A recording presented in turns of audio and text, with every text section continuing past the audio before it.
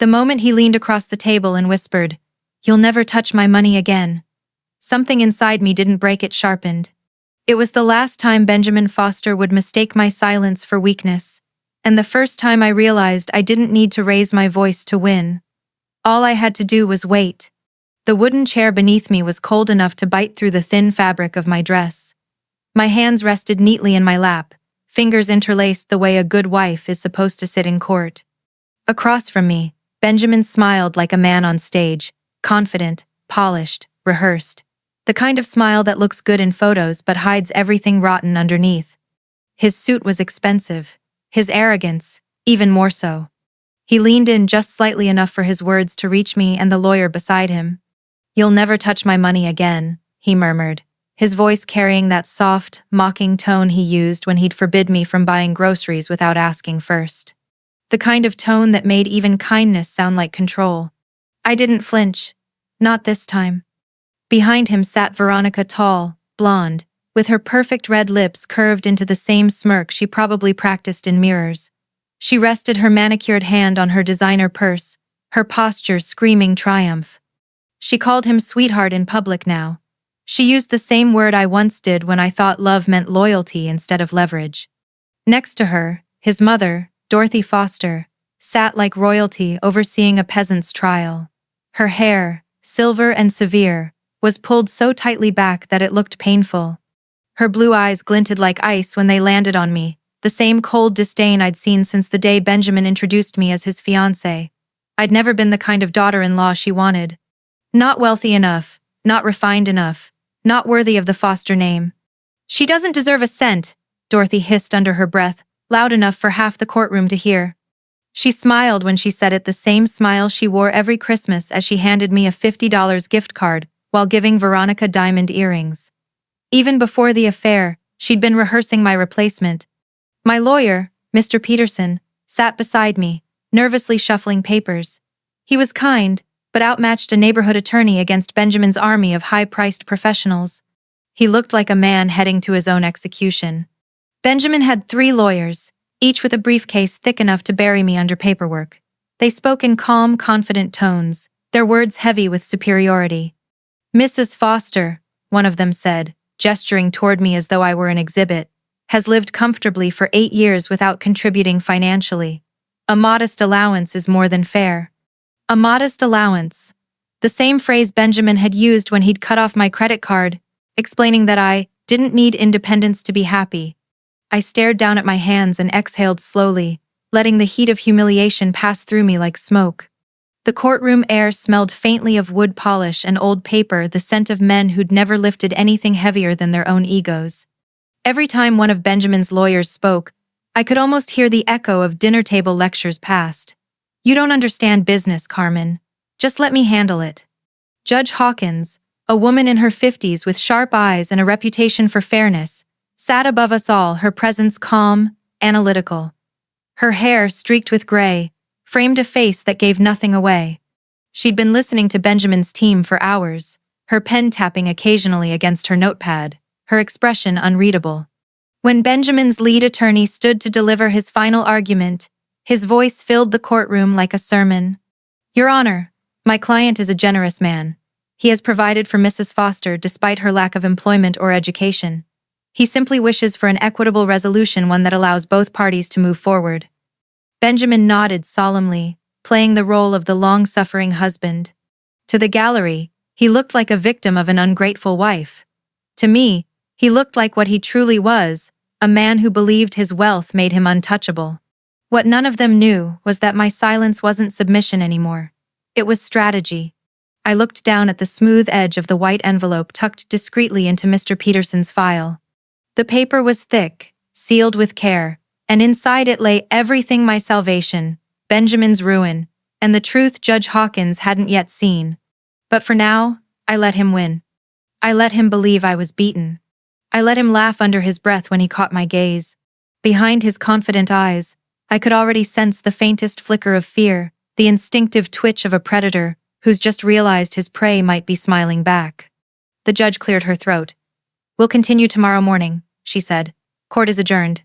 Benjamin stood and buttoned his suit jacket, flashing me a grin so polished it could have been framed. "See you tomorrow, Carmen," he said softly. "After that, you'll have to find yourself a new home." I stood slowly, my chair scraping against the wooden floor. I met his gaze head-on. "Oh, I already have," I said. "You just don't know it yet."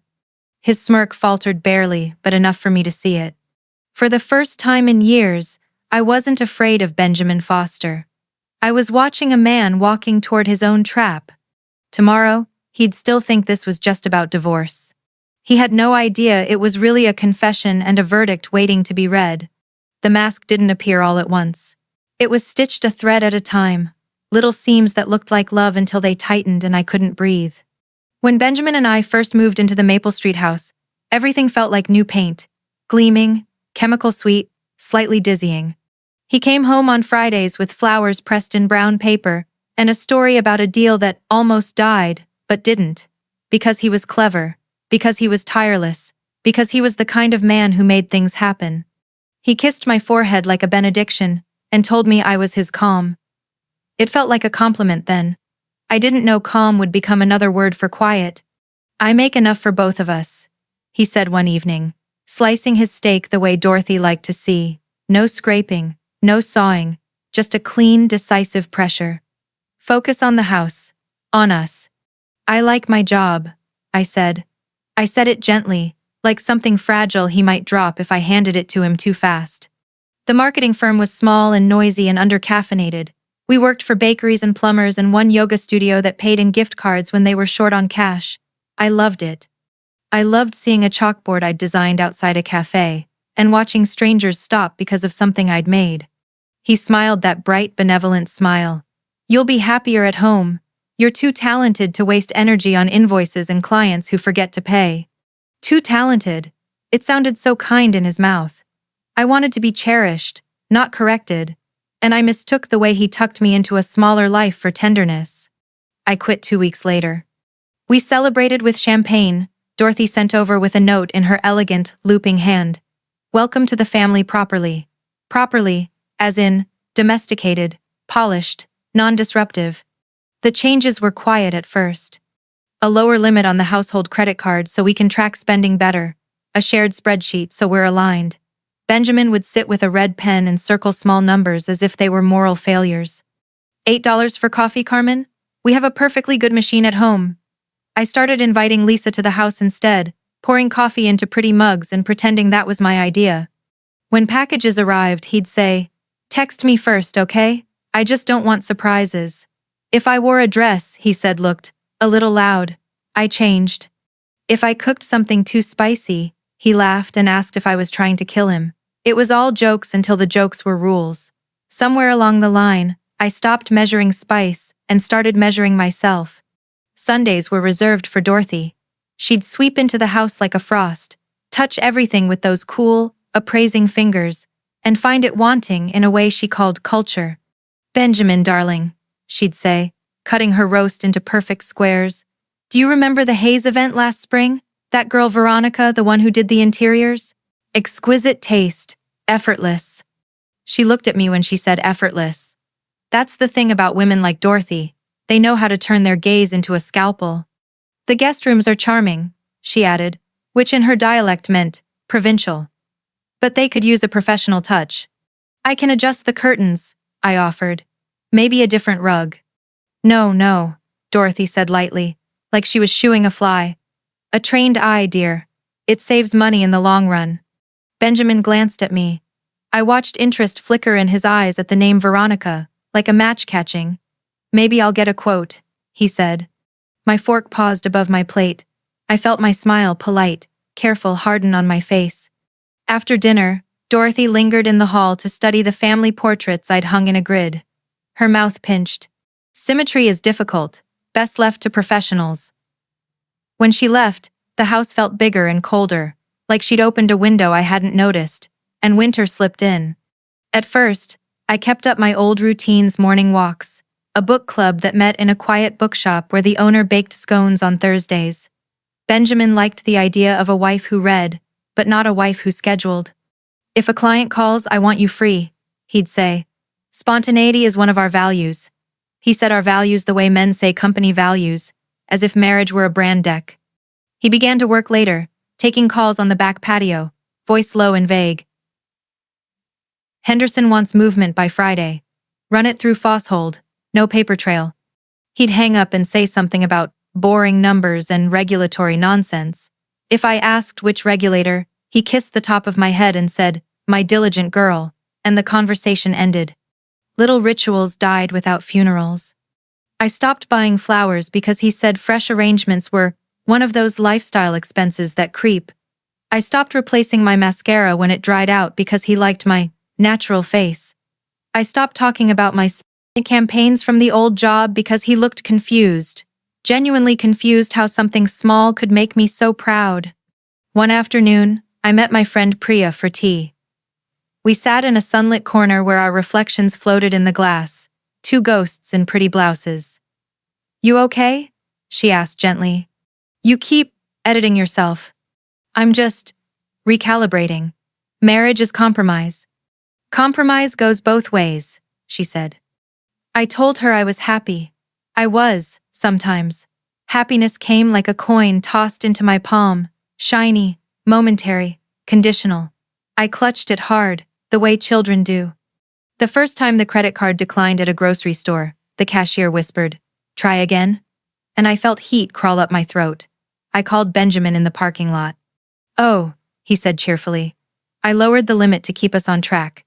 Send me the list and I'll authorize." Authorize. Such a small word to turn a wife into a dependent. I started keeping a notebook of what I spent with dates, purpose, receipts taped like confession slips. I told myself it was responsible. I told myself marriage needed order. But each line I wrote tightened the net I would eventually use to pull him under. The night Veronica became a person instead of a name, Dorothy mentioned her like she was passing the salt. "Saw Veronica Hayes at the club," she said, eyes bright. "Such poise. She said she could do wonders with your guest wing." "My guest wing is fine," I said before I could swallow it. Dorothy's smile sharpened. "We can't all be interior designers, dear." Benjamin laughed. The polite kind. The safe to laugh in front of your mother kind. The sound landed in my chest, like a small, heavy object. Later, in bed, he traced idle circles on my arm, the same circles he drew when he wanted to soften a no. "You've done so much here. It's just next-level polish. For entertaining." "Entertaining whom?" I asked. "People who matter for the business." He kissed my shoulder. "You won't have to lift a finger." I didn't say that lifting my fingers had been the only thing keeping me from disappearing completely. I didn't say that my hands needed to build something that was mine, or they would forget how. While he slept, I walked the hall and touched everything. I'd chosen the paint chip that looked like cloud, the rug that looked like river, the lamp with brass that warmed at night. I pressed my palm flat to the wall and felt a small pulse under the paint, like the house had a heart, and it was beating faintly, stubbornly, for me.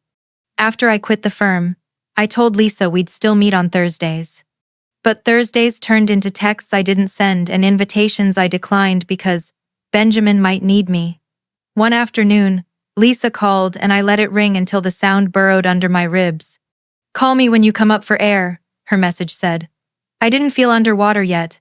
I was still on the dock, watching the tide come in, telling myself it would stay gentle. The first time I saw him lie with ease, it wasn't about an affair. It was about a receipt. There was a restaurant charge for two with champagne. "Client celebration," he said, eyes on his laptop. "Boring." He yawned. "What should we watch tonight?" He knew I'd pick something he liked. I always did. And when his head tipped onto my shoulder, I pretended the weight meant closeness, not claim. All the while, the mask tightened.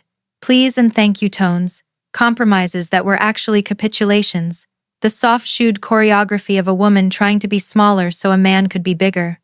When I cried in the shower, I told myself it was the steam. "You've changed," Dorothy said one Sunday. The words dipped in that saccharine concern that hides appetite. In a good way. Much quieter. Benjamin squeezed my knee under the table, pleased. "Calm," he said. "She's my calm." The day I found the lipstick stain on his shirt pink, not my shade, I didn't confront him. I took a breath and ironed around it, gentle, careful, like I was pressing a crease into my own denial. That night, he told me he'd been at the office late. I nodded, set down his plate, and listened to the scrape of his knife across porcelain. The sound was clean and final, like a door latching. When the mask finally cracked, it did so without noise. I sat at the dining table. He loved dark wood, heavy, nothing flimsy, and looked at our ledger. Rent, utilities, groceries. The math said we were fine. My body said we were not.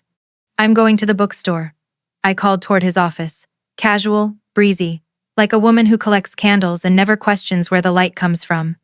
"Take my car," he said. "Yours needs gas." I took mine anyway. I drove past the bookstore, past the cafe, to the block where his office sat like a statement piece in glass and steel. I parked where I could see the door. The afternoon was bright and pitiless. When he emerged, Veronica was beside him, a flash of blonde and a blue coat that held its shape like a promise. They laughed. He touched her elbow the way he used to touch mine. The world tilted, just slightly, like a picture frame askew. I didn't cry. I didn't honk or follow too close. I watched, and in watching, I felt something else arrive in me, clear as cold water. The part of me that takes notes. The part of me that files, dates, cross-references. The part of me he'd trained to be meticulous and obedient, finally taking direction from me. Love had been the mask. Purpose would be my face. And from that day on, every kindness he'd weaponized, every rule he'd written for my own good, every spreadsheet and receipt and carefully measured life would become a map leading me out. People imagine betrayal as an explosion, screaming, thrown plates, something cinematic. Mine came as silence, smooth, controlled, cold. It started with a receipt. Tucked inside the pocket of Benjamin's suit pants, a dinner for two, champagne, dessert, at Romano's. The same restaurant where he once told me, "We need to save money, it's too extravagant." The date was a Tuesday. That Tuesday, he had said he was working late on invoices. I stared at the paper for a long time, the numbers blurring into something like confession. My reflection in the window behind it looked almost calm, but inside, something old and quiet cracked. Not a scream, a shift. The kind of shift that changes everything but sounds like nothing. When he came home that night, the smell of perfume, floral, expensive, not mine, lingered on his collar. He kissed my cheek, asked what was for dinner, and complained about traffic. I smiled.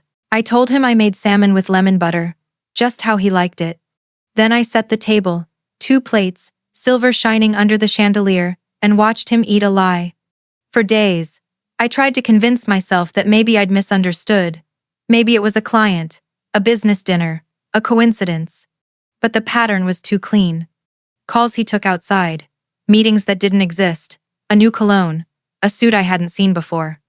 And then the name Veronica Hayes started appearing more often, in Dorothy's conversations, in Benjamin's tone, in the faintest trace of lipstick on his collar, coral pink, her shade. I followed him once. It was a bright, windless afternoon, the kind that makes lies look almost beautiful. I parked 2 blocks away from his office and waited. My fingers drummed against the steering wheel, the pulse in my wrist louder than the traffic. At exactly 11:30, he stepped out of the glass doors, phone in hand, smiling. And beside him, Veronica. She was everything Dorothy had ever wanted for her son, tall, blonde, elegant, and utterly self-assured. She walked like she belonged anywhere she went. Benjamin's hand brushed hers as they crossed the street. It wasn't an accident. They got into his car together. I followed at a distance. They laughed the whole drive. His head tilted toward her, the way it used to tilt toward me when he wanted me to feel seen. They stopped at Romano's. Of course they did. Through the restaurant window, I watched him hold her hand across the table, his thumb tracing circles on her skin like he'd memorized the pattern. The world didn't collapse, it rearranged. I sat there for 2 hours, watching them. My breath fogged the windshield, and each time I exhaled, I wiped it away, because I didn't want to lose sight of them, of him. He fed her bites of dessert. He laughed so freely it hurt to hear. And when he kissed her outside by her car, it wasn't a mistake or a moment of weakness. It was love or something pretending to be. When he came home that night, he slipped easily into our life again. "How was your day, sweetheart?" he asked, loosening his tie. "Quiet," I said, setting his plate down gently. He smiled. "That's my good girl. Always keeping busy." And I smiled back. But inside, I was already building something. A plan. The following week, I followed again and again. Tuesdays, Thursdays, Fridays. He was consistent, predictable, rehearsed. I documented everything. License plates, times, locations, photos from a distance. The way his hand always rested on the small of her back. The way she leaned into him like she'd been trained to trust his charm. I learned their rhythm. Lunches disguised as meetings. Weekend conferences that were really trips to the coast. I even saw them at Dorothy's country club once playing tennis, laughing with her as though I never existed. Dorothy clapped for Veronica, offered her a towel, and patted her hand like a daughter she'd always wanted. That was when I understood. It wasn't just infidelity, it was replacement. They were building a life where I had been edited out completely. I drove home that evening with my nails digging crescents into my palms. The air inside the car was thick, grief, fury, disbelief. But beneath all that, something else began to rise. Calculation. If Benjamin could plan a betrayal with such precision, so could I. The next morning, while he showered, I sat on the edge of our bed and looked around. The room was a museum of his control, his watch collection lined perfectly, in their case, the curtains drawn to the exact symmetry he liked, the faint scent of his cologne on the air. For years, I had made his world perfect. Now I would dismantle it, piece by piece. He left for work or for her. And I waited 15 minutes before walking into his office. It was locked, but I already knew where the key was under the brass lamp. He'd hidden it there the first month we moved in. He never believed I paid attention. That was his first mistake. The door clicked open, and I stepped inside. The air smelled of cedar and ink, expensive, sterile, masculine. Papers were stacked neatly on the desk, folders labeled in his precise handwriting. For a moment, I stood there, afraid to move.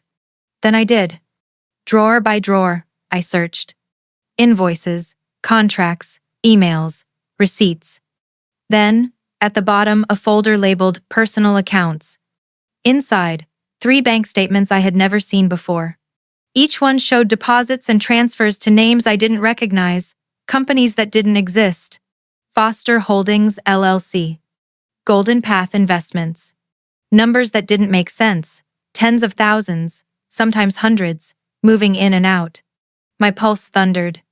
I took photos of every page, careful to put them back exactly where I found them. Then another folder, legal documents. I flipped through quickly, and my blood ran cold. Letters from a law firm discussing asset protection strategies, offshore accounts, shell companies, and property transfers. He wasn't just hiding money, he was laundering it. The room felt smaller, the air heavier. I looked around at the perfectly curated office, the sleek furniture, the trophies, the framed photo of us smiling on our honeymoon. A picture of a lie, surrounded by evidence of crimes. I wanted to cry, but instead I whispered to the empty room. "You shouldn't have underestimated me." Then I locked the office, placed the key back beneath the lamp, and went downstairs to make lunch the way I always did. When Benjamin came home that night, I asked about his meeting. He said, "Productive," and smiled. That was the night I stopped being afraid of him. Because I finally understood what power looked like. And I was holding it in my camera roll, in my memory, in my hands. The next morning, the air in the house felt different, heavier, as if the walls themselves knew what I had discovered.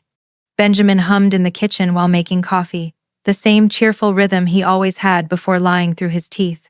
I watched him from across the counter, smiling the way a woman smiles when she's already halfway out of her marriage. When he kissed my cheek, I could still smell her perfume clinging faintly to his shirt collar. He didn't notice the way I stared at his briefcase, the one that held everything I needed to destroy him. The moment his car disappeared down the driveway, I locked the door behind him. No hesitation this time.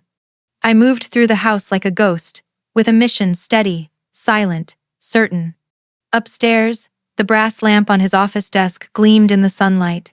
The hidden key waited exactly where it always had. I turned it once, heard the familiar click, and stepped inside. The office was Benjamin's temple. Every surface reflected his obsession with control. Perfectly stacked ledgers, polished pens aligned like soldiers, and that smell of cedar, money, and arrogance. I had dusted this room countless times but never entered it, not really. Now, it was mine to conquer. I started with the drawers again, methodically, my breath shallow with both fear and focus. Invoices, receipts, then the folder that had made my heart race the day before. Personal accounts. But this time I went deeper. Behind the financial statements I'd already photographed, I found a thin manila envelope labeled simply, FH West Properties.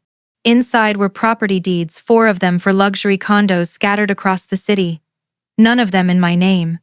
Each listed a different LLC as the owner. Each signed by Benjamin Foster, managing director. Except, Benjamin didn't own those companies. They were shells, empty names tied to real assets and dirty money. I felt the tremor in my hands steady. For months, he'd lectured me about responsibility, discipline, and gratitude while using our marriage as a laundering machine. He thought I was too naive to read a balance sheet. He forgot that I once built marketing budgets from scratch. Numbers had always spoken to me, and now they were screaming. The printer whirred faintly as I made copies of the documents. I photographed the rest, stacking each sheet back in place. Then, a drawer I hadn't checked before, the one beneath the filing cabinet, locked. I crouched, running my hand along its edge, until my fingers brushed against something tape, hidden underneath. A second key. The drawer slid open, and my stomach turned cold. Inside lay a small black ledger with Foster Holdings embossed in gold. The handwriting was Benjamin's neat, elegant, deliberate. Each page recorded transactions, coded with abbreviations that looked harmless to anyone else. But I saw it instantly. These were cash movements, amounts too round, too regular, too perfect. Some entries were tagged CM, the same initials that appeared on several fake invoices.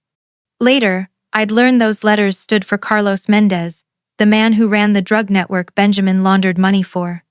But right then, all I saw were numbers that didn't belong in a marriage. The weight of it hit me, the lies, the arrogance, the danger.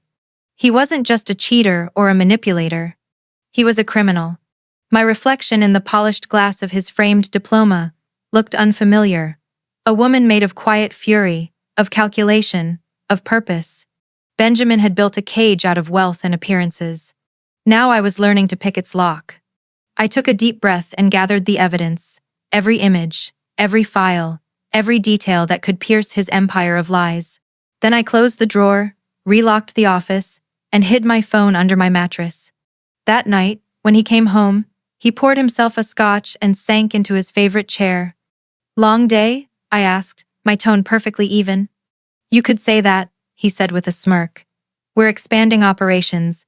Big deal coming through next quarter." I nodded. "That's wonderful." Inside, I thought, "Yes, Benjamin, the biggest deal of your life." He talked about new partnerships, a growing portfolio, the illusion of legitimacy. And while he bragged, I memorized every word, every slip. He didn't know that the woman smiling across from him wasn't a wife anymore, she was a witness. The next morning, I called Lisa. Her voice lit up when she answered. "Carmen, it's been ages." "Lisa, I need to see you," I said quietly. She hesitated, instantly sensing the weight in my tone. "What's wrong?" "I can't explain over the phone.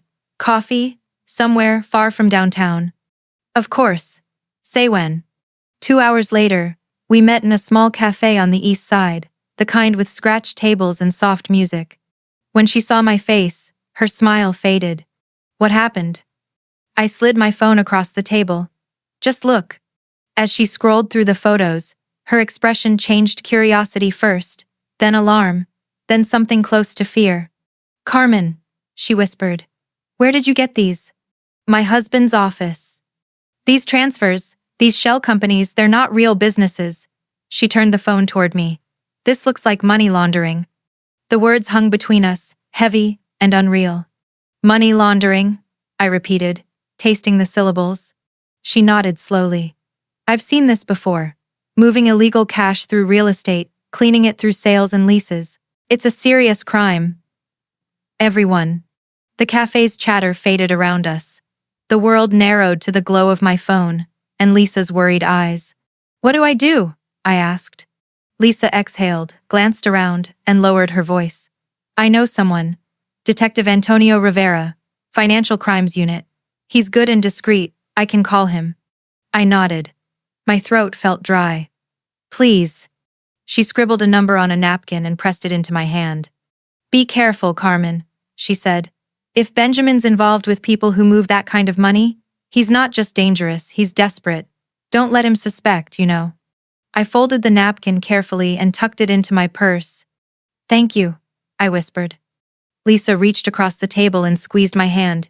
You were always the smartest one in the room. You just forgot.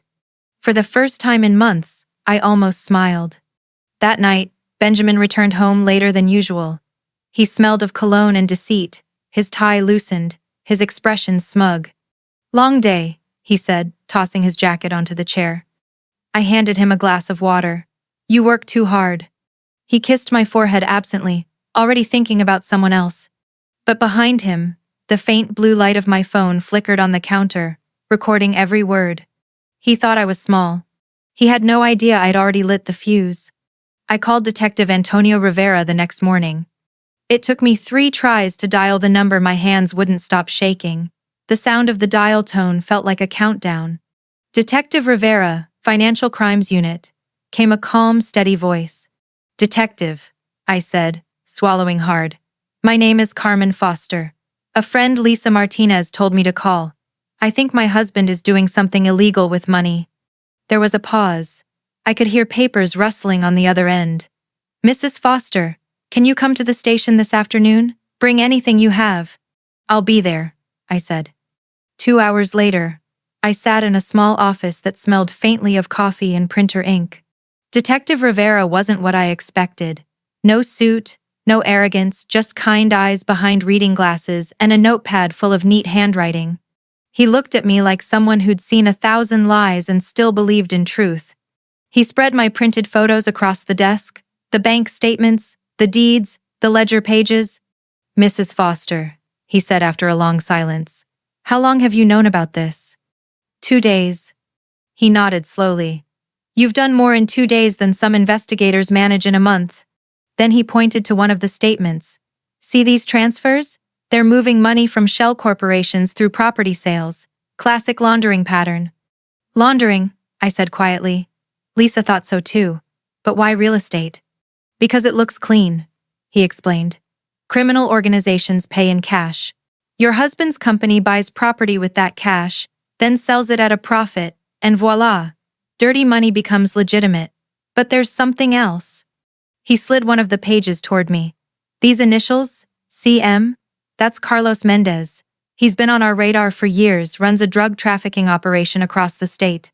If your husband is moving money for him, this isn't just tax fraud, it's federal crime. The room spun a little. I gripped the armrest to steady myself. If he's arrested, they'll take everything, won't they? Everything bought with illegal money. Yes. Houses, cars, accounts. I stared at the evidence, our life, our home, every lie neatly typed in black and white. And me? I asked softly. What happens to me? He looked up. That depends on whether you want to help us. 2 days later, I was back, this time with a federal prosecutor, Sarah Chen. She was sharp, composed, her dark hair pulled into a bun that didn't move even when she smiled. Mrs. Foster, she said, sliding a document across the table. This is a cooperation agreement. If you assist our investigation, you'll have full immunity from prosecution, federal protection, and the right to keep any assets proven to be from legitimate income.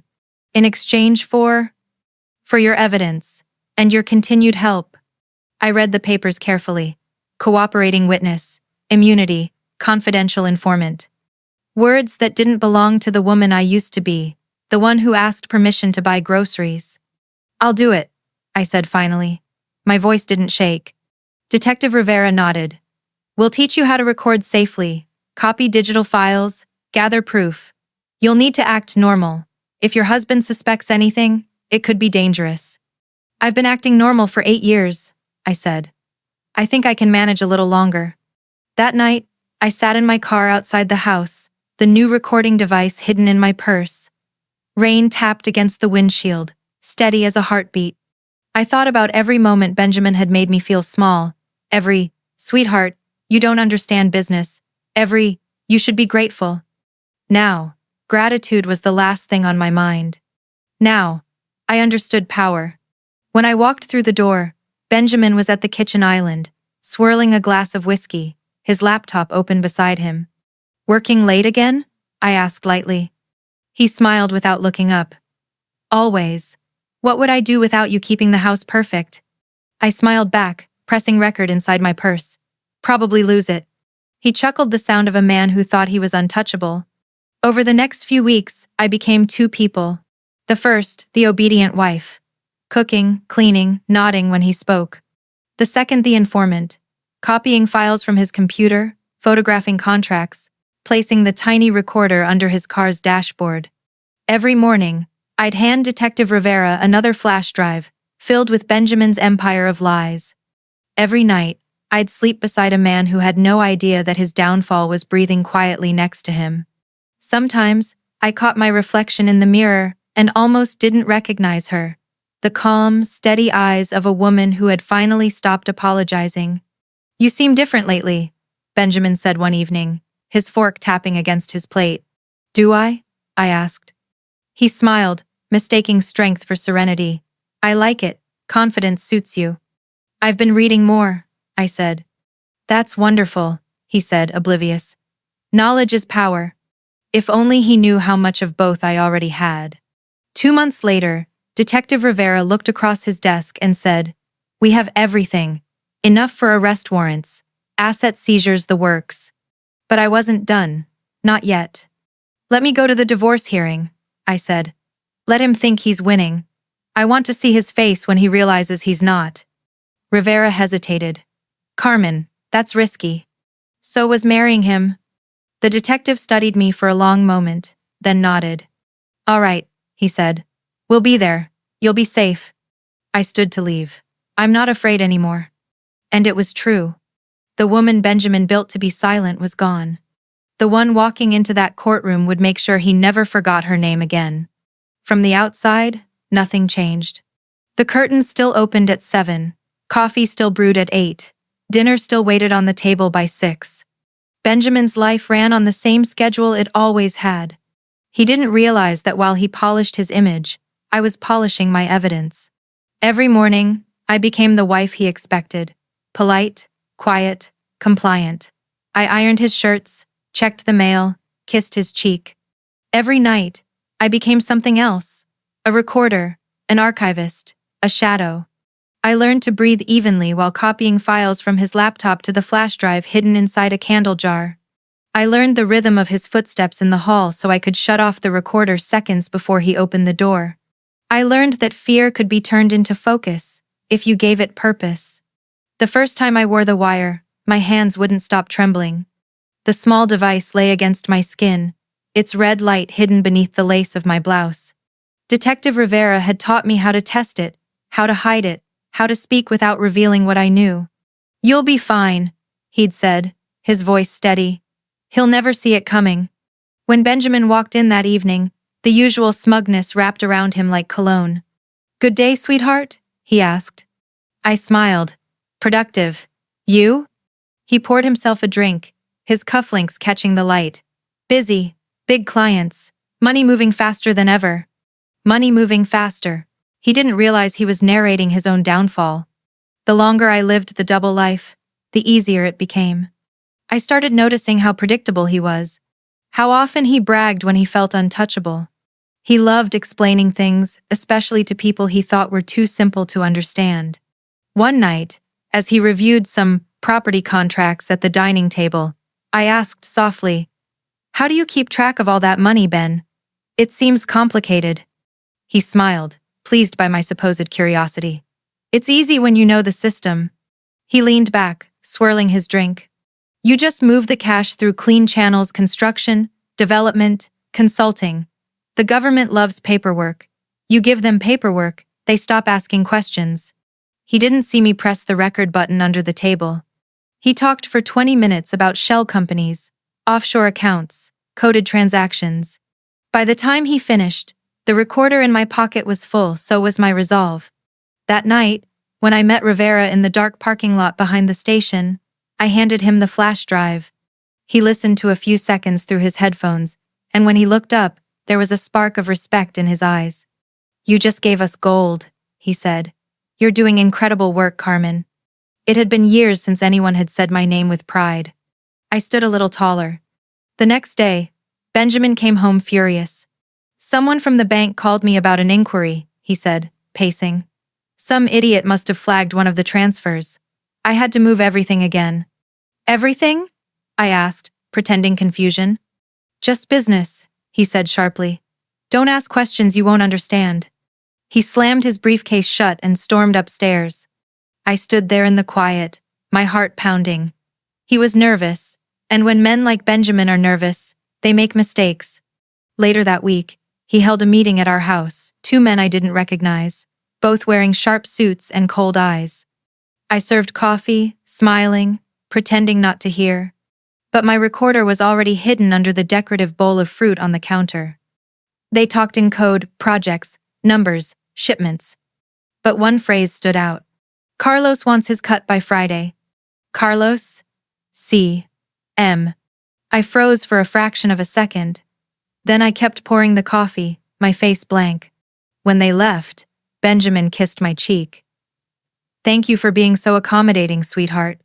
I smiled. "Of course. Anything for your business." He didn't know that his business was now mine too, and I was documenting every word. Sometimes, at night, I lay awake beside him and wondered how I'd lived this long without seeing the truth. He wasn't a husband.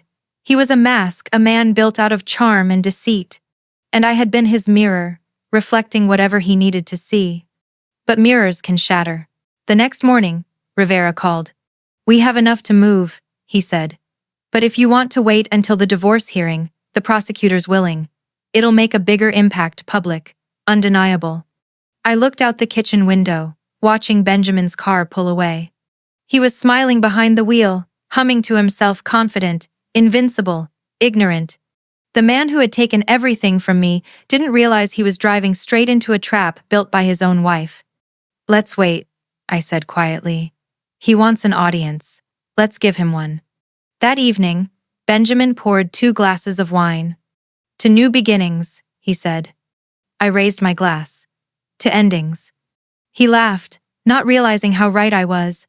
Courtrooms have a strange kind of silence, not empty, but charged, like the air before lightning. The day of the final hearing, I could feel it humming beneath my skin. I wore a simple black dress, hair tied back, makeup light. I wanted to look small, breakable. Because today, performance was power, and no one played the obedient wife better than I did. Benjamin arrived first. His suit was a deeper shade of arrogance, perfectly pressed, with a tie that matched Veronica's dress in the gallery. He didn't even try to hide her presence anymore. Dorothy sat beside her, elegant as ever, pearls gleaming against her throat like a badge of inherited superiority. When Benjamin caught my eye, he smiled that same old victorious smile, the one that had once made me feel like I'd lost before the game even started. But not today. "Today," I smiled back. The hearing began. Benjamin's lead lawyer, Mr. Harrison, stood tall and confident, speaking with the calm precision of a man who had never been told no. "Your Honor," he began, "this case is simple. My client, Mr. Benjamin Foster, has supported his wife for 8 years. She has no education beyond high school, no work experience, and no financial contributions to the household. My client seeks only fairness." I kept my gaze down, my expression patient, listening to my life being reduced to a few lines on a balance sheet. They produced charts, graphs, witness statements, all carefully crafted to paint me as a gold digger, a helpless ornament, a woman unworthy of anything more than an allowance.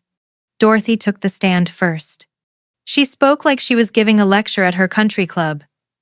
"Benjamin tried to make Carmen comfortable," she said smoothly. "He paid for etiquette classes, tutors, even wardrobe updates. But she showed no initiative, no gratitude. It was so expertly delivered I almost laughed.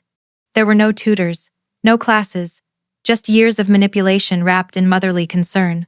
Mr. Peterson, my lawyer, cross-examined gently, too gently. Mrs. Foster, he asked, isn't it true your son managed all financial matters in the household? Of course, she said, her voice cool. Carmen showed no interest in such things. And you never encouraged his relationship with Miss Hayes? Her eyes flashed. That's absurd. Mr. Peterson looked down, defeated. No further questions. Dorothy stepped down with the poise of a woman who believed she'd just buried me. Then Benjamin took the stand. He played his role perfectly calm, rational, almost sorrowful. Your Honor, he said softly, I loved my wife, but she refused to support my career or contribute meaningfully to our life together. I simply want her to be independent. His lawyer nodded approvingly. Independence from the man who once dictated how much I could spend on groceries. He turned his eyes toward me with the sincerity of a preacher. I bear her no ill will. I just think it's time we both move forward. Even Judge Hawkins, stoic as she was, looked mildly sympathetic. He was that convincing. That's the thing about Benjamin, he could sell ice in a blizzard if it meant someone else would pay for it. When it was my turn to testify, I stood, smoothed my skirt, and walked to the stand. I kept my voice low, gentle, the way he liked it. I only ever wanted to be a good wife, I said. I managed our home, supported Benjamin's work, and tried to make him proud. But I wasn't allowed to work, or save, or make decisions. I just want what's fair. I could feel Dorothy's smirk from across the room. To her, I looked exactly how she wanted me to, weak, defeated, pitiful. Mr. Harrison's cross-examination was brutal. He questioned every purchase I'd made, every gap in my resume, every unnecessary expense. He used my own politeness as a weapon. By the time he finished, even I almost believed I was the helpless woman they described. Benjamin's lawyers leaned back, satisfied. Dorothy whispered something to Veronica, and they both smiled. Even Mr. Peterson looked like he'd given up. But then, just as the judge prepared to speak, Mr. Peterson cleared his throat. Your Honor, he said, his voice shaking slightly. Before we conclude, my client has prepared a letter for the court's consideration. Benjamin's head snapped toward him. What letter? He whispered harshly. Mr. Peterson reached into his briefcase and pulled out the thick white envelope, the one I had sealed with trembling hands 2 nights before. He walked it to the bench. Judge Hawkins accepted it, unfolding the pages with measured calm. The entire room fell silent. She began to read. At first, her expression was unreadable. Then her eyebrows lifted slightly. Then again. Then a smile. The silence deepened. Benjamin's lawyers shifted in their seats, whispering urgently. Dorothy frowned. Veronica's perfect posture began to wilt. And then it happened. Judge Hawkins laughed. Not a polite chuckle, a real, deep, unrestrained laugh that filled the room. She took off her glasses, wiped her eyes, and said, "Oh, this is good." Her voice carried across the stunned courtroom. "This is very good indeed." Benjamin's face went pale. "What's in that letter?" he demanded. Judge Hawkins set the papers down, composed herself, and looked directly at him. "Mr. Foster," she said, "according to this letter, your wife has been working with federal investigators for the past 2 months." The room erupted in gasps. Benjamin stood abruptly. "That's impossible. She doesn't know anything about my business." "Sit down, Mr. Foster," Judge Hawkins ordered sharply. "According to Detective Antonio Rivera, of the Financial Crimes Unit, you have been laundering money for a criminal organization, embezzling funds, and concealing assets through multiple shell companies." Veronica's hand flew to her mouth. "What?" Judge Hawkins continued, unflinching. "Furthermore, it appears you have used these funds to purchase jewelry, vacations, and other gifts for Miss Hayes." She turned to Veronica. "Miss Hayes, accepting gifts purchased with criminal proceeds makes you an accessory to money laundering. You might want to speak with an attorney." Veronica's face drained of color. Dorothy rose, trembling. "Your Honor, this is outrageous. My son is a respected businessman." "Mrs. Foster," Judge Hawkins said coolly, "your son is facing federal charges for money laundering, conspiracy, and tax evasion. Agents are waiting outside this courtroom as we speak." I watched Benjamin's jaw tighten. The color had drained completely from his face. He looked at me finally. Really looked at me. "You don't know what you've done," he hissed. I stood slowly, meeting his gaze. "I know exactly what I've done, Benjamin. I took my life back." The doors to the courtroom opened. Detective Rivera entered with 2 federal agents. Benjamin stumbled backward as the cuffs clicked around his wrists. For once, he didn't have anything to say. Dorothy sat frozen. Veronica burst into tears. Mr. Harrison rubbed his temple like a man watching a house burn down. And me? I stood there, breathing in the silence after the storm. Judge Hawkins cleared her throat. "Mrs. Foster, the federal government has agreed that you may retain all assets purchased with legitimate income, along with spousal support and a reward for your cooperation." I nodded. "Thank you, Your Honor." Benjamin tried to speak, but the agents were already guiding him toward the door. He turned one last time, his voice breaking. "You'll regret this." I smiled faintly. "No, you will." When the courtroom doors slammed behind Benjamin, the sound was louder than I expected, sharp, final, almost musical. For years, every door in our house had opened and closed according to his mood. That day, one closed for good, and it was mine. He turned once as the agents led him out, eyes wild, desperate, still searching for control he no longer had. The click of the handcuffs echoed like punctuation the end of his sentence, the start of mine. Dorothy tried to stand, but her legs gave out. Her pearl necklace snapped as she grabbed the bench for balance.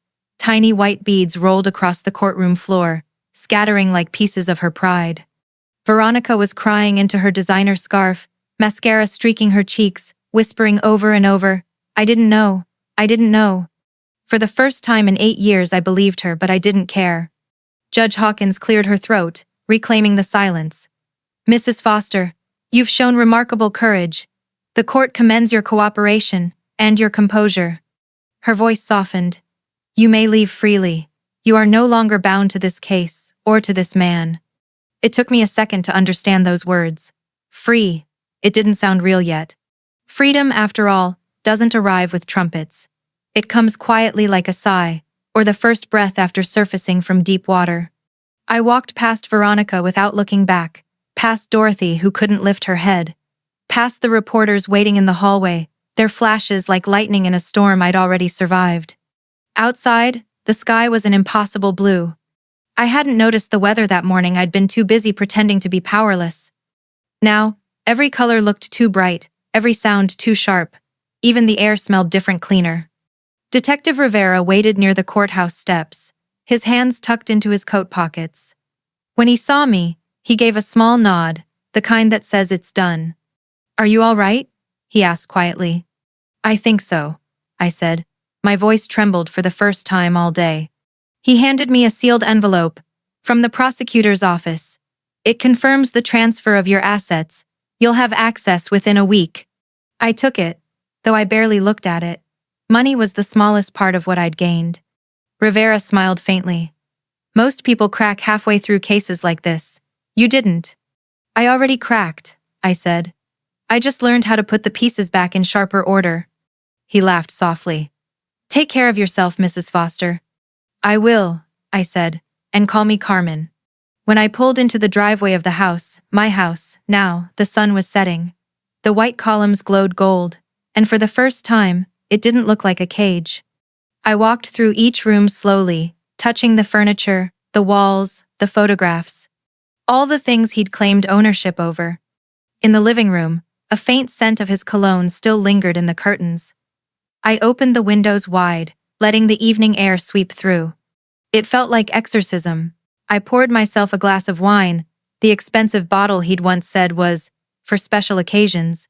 Then I sat at the piano I hadn't touched in years and pressed one key, softly. It rang out, lonely but clear. The sound filled the empty house, climbed the stairs, and settled somewhere deep in my chest. I started to play again, slow and hesitant at first, then freer. Every note felt like reclaiming something I'd forgotten belonged to me. A week later, I received the final notice. Benjamin had pled guilty. 10 to 20 years in prison, assets seized. The papers called it the Foster laundering scandal. To me, It was just Tuesday. Dorothy sold her mansion quietly and moved out of state. Veronica vanished from the design world, her business dissolved in scandal, her name whispered but never spoken out loud. The empire they built on deceit had crumbled, leaving nothing but dust and lessons.